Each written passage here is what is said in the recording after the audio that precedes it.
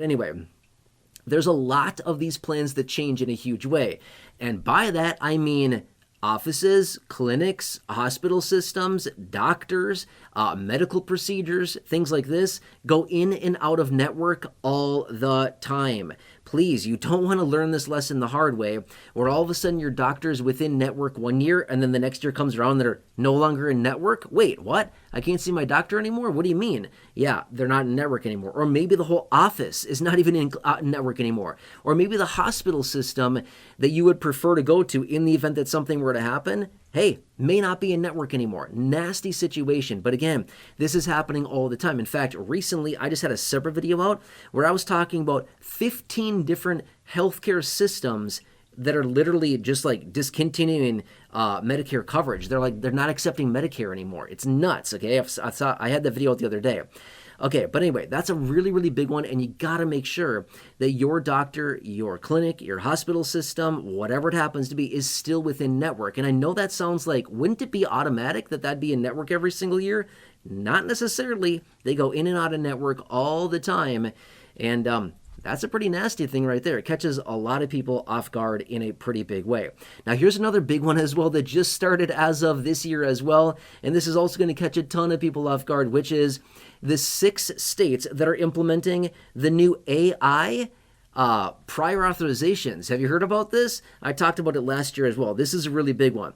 They're rolling out AI prior authorizations in 6 states in 2026. In fact, 6 states include, if I can remember the list, it is Arizona, New Jersey, Ohio, Oklahoma, Texas, and Washington. Again, Arizona, New Jersey, Ohio, Oklahoma, Texas, and Washington. Those are the 6 states.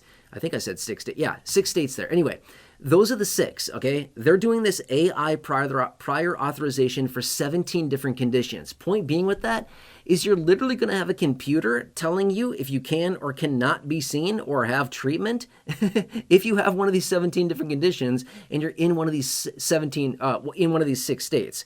Can you imagine that? This is a new thing. It's a new pilot program. But my point being is that if this happens to be even remotely successful, guess what they're going to do? They're going to roll it across the entire country. And then all the states will need to comply. And then guess what they're going to do? They're going to add more than 17 conditions. It's just 17 right now. But guess what? It's only going to get bigger than that. It's not going to get smaller. Are you kidding me? It's only going to be more states, and it's going to be more conditions that they're going to add onto that list. And you're going to have AI, literally AI, a computer that thinks it's a person telling you what you can and can't do. Yeah, that's going to be awesome, right? Not. This is going to be a nasty situation, again, for a lot of beneficiaries that basically can't get their procedures and can't get their healthcare expenses covered that are in these states and get this denial because of the prior authorizations. This is nuts. We've never seen this before. So anyway, this is something new that they're rolling out right now for 2026 when it comes down to Medicare. So that's another big one. Now, Medicare Part D people, which there's a lot of people out there. The max out-of-pocket has increased by $100 in 2026. And you're going to be thinking, who cares? It's just $100. You know what? $100 is a lot of people that live on a fixed income.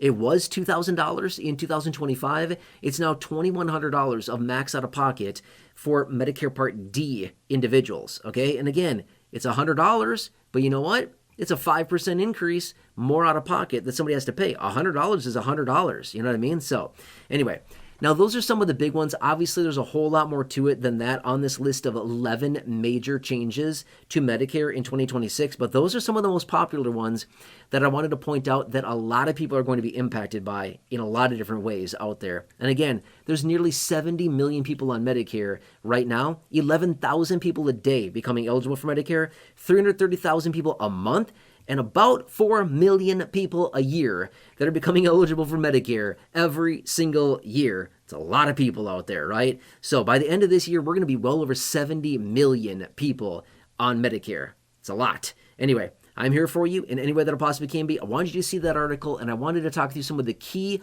major changes to Medicare and all the beneficiaries this year, 2026. It's going to be a nuts year. If you have not done so, please consider subscribing. Big subscribe button down below.